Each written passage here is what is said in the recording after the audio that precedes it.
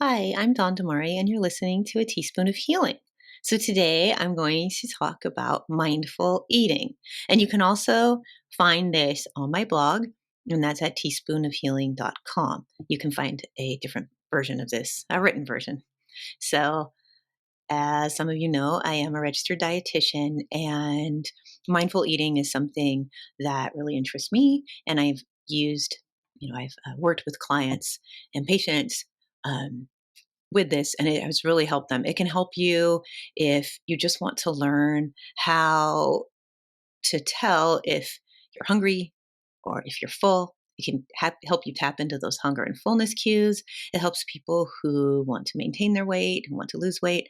And it also helps with digestion. It helps with digestion because when you're eating mindfully, which I will talk about, it helps you stay in a parasympathetic state instead of a sympathetic state, which is fight or flight. It helps you stay in what is called rest and digest. So when you're eating, you're calm and you're not stressed out. And so your digestive system works more properly. So there can be less digestive upset. So, what is mindful eating? Mindful eating is not a diet. I want to say that first. And it's also not intuitive eating, although they can kind of overlap because intuitive eating does focus on noticing your hunger and fullness cues. But mindful eating is a little bit different. So, mindful eating is about focusing on how to eat rather than what to eat. So, where diets are going to be focused on what to eat, what you shouldn't eat, mindful eating is focusing on how to eat. And it's not about restriction as well. And mindful eating is being aware and present when you eat. So when we think about mindfulness, mindfulness is about being aware. It's about being present in our lives and noticing the things around us, coming back to ourself, coming back to our source. And it's the same thing with mindful eating. It's being aware of the food on our plate, being grateful for it, and being present when we eat. So, what does mindful eating help you with? Mindful eating helps you use your senses with each bite. So, this can help you use all of your senses when you're eating. So, you're going to be able to appreciate the taste of your food, the texture, and the aroma of your food. You may even find that the food has a different taste when you're really paying attention. It also, as I mentioned, helps you assess your hunger level. So, in intuitive eating, they talk about a hunger and fullness scale. It's hunger and satiety. Usually, satiety just means being full, and it goes from 1 to 10. And so, the same thing can apply here. When you're using mindful eating, you can assess, oh, am I hungry? Okay, I think we should continue to eat. Or am I full?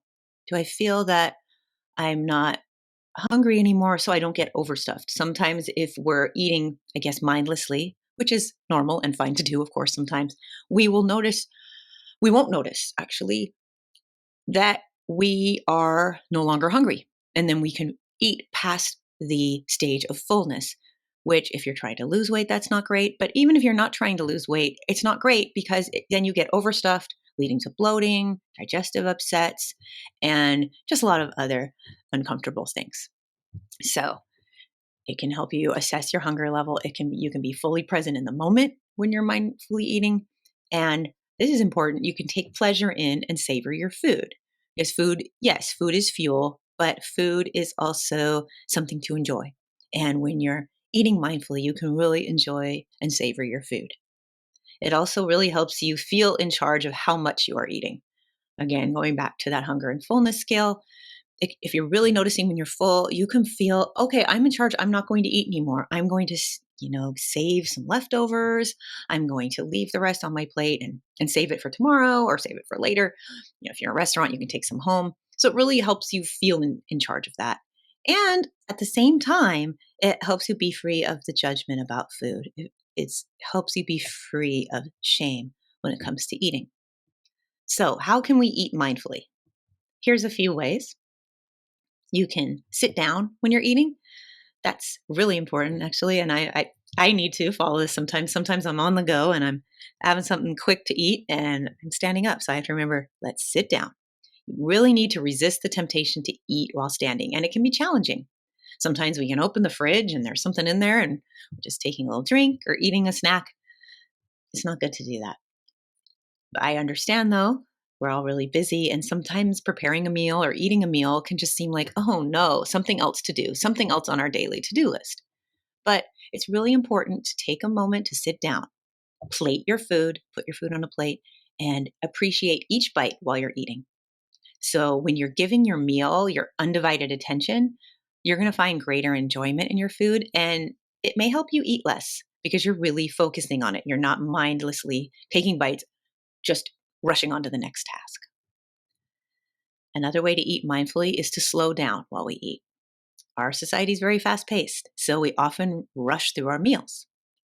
When we slow down, this again lets us truly savor the taste, texture, and aroma of the food, and it helps with digestion and reduces the bloating caused by swallowing air. So when you're eating very quickly, you're swallowing air much more frequently while you're eating, and that air turns into gas in our bellies and causes bloating and other digestive upsets. So when you eat slowly, it minimizes that, and it also helps digestion.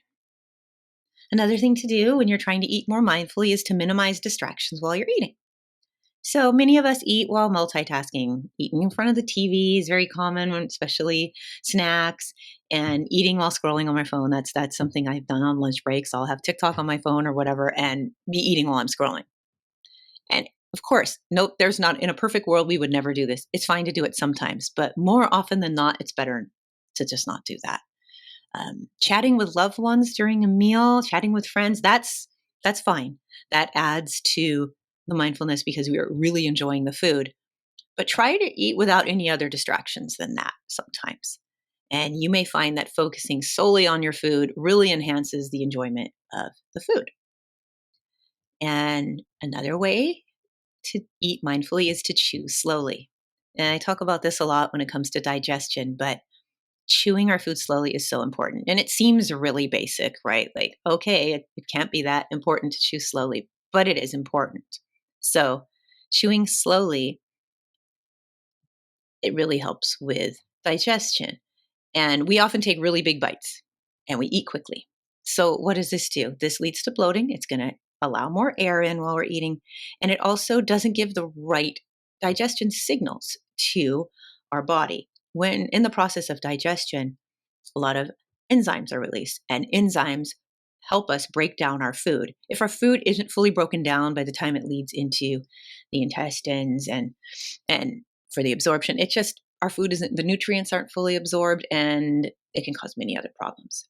So when you chew slowly, what it does is it makes your mouth generate more saliva. That sounds a little gross, but it's actually really important because saliva is packed with an enzyme, and it's called salivary amylase. So this enzyme called salivary amylase helps to break down the carbohydrates in our diet at the beginning. And it also sends signals to the pancreas to make another amylase, pancreatic amylase, which further digests carbohydrates lower down in our digestive tract, and as well as other enzymes.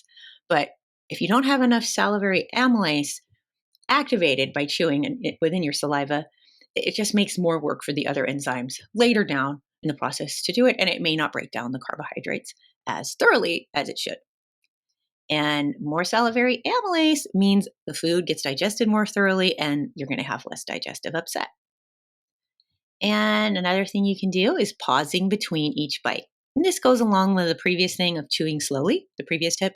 If you take a pause between each bite, you can ask yourself, okay, am I full or am I still hungry? And you're probably not going to do this when you first start eating.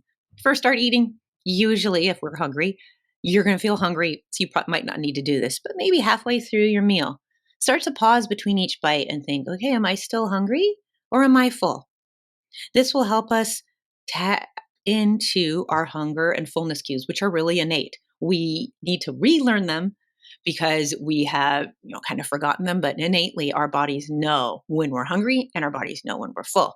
And again, this can help us avoid overeating and eating past the point of fullness, which just leads to so much discomfort, digestive upset, and can just ruin the rest of your day. And of course, if you're trying to maintain your weight or lose weight, you're going to want to make sure that you just tap into those fullness cues. I do want to mention, though, that mindful eating isn't a weight loss diet, but people who want to lose weight can use this. It can also just help maintain, and it can also just help you get a better relationship with your food. It had absolutely nothing to do with weight loss. So just wanted to put that out there. If you're trying to also heal your relationship with your food, heal from dieting, this will help you as well. And another thing to do that's key within mindful eating is make nutrient dense foods really accessible. So place these nutrient dense foods prominently on your kitchen counter for easy access, having bowls and baskets of fruit, having a little bit of nuts in a bowl, and just having these things with easy access is great because usually we're going to reach for the things that are within view and eat them. So if you're trying to cut down on snacking and sweets, consider putting them in the cupboard out of view. Yeah, sure, you may still go in the cupboard and grab them, but if they're always in view, if you just have your box of cookies right on the counter, you're probably going to reach for them more often. So you can kind of trick your mind a little bit by putting the fruit out. You're going to see that, oh, it looks so good.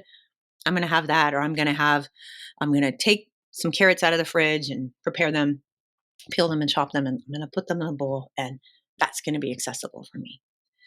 And it's actually backed by research. Research indicates that people are prone to eating what's visible and accessible.